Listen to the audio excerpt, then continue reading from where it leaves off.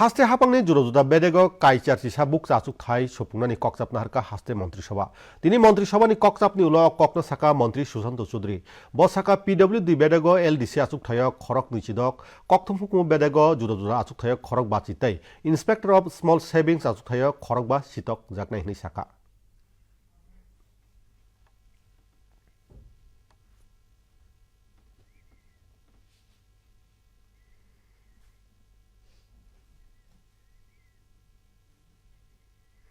ছাব্বিশখানা post lower division clerk LDC PWD দপ্তরের অধীন জিআরবিটির মাধ্যমে নিয়োগ করা হবে। আজকের ক্যাবিনেটের বৈঠকে এটা সিদ্ধান্ত করা হয়েছে।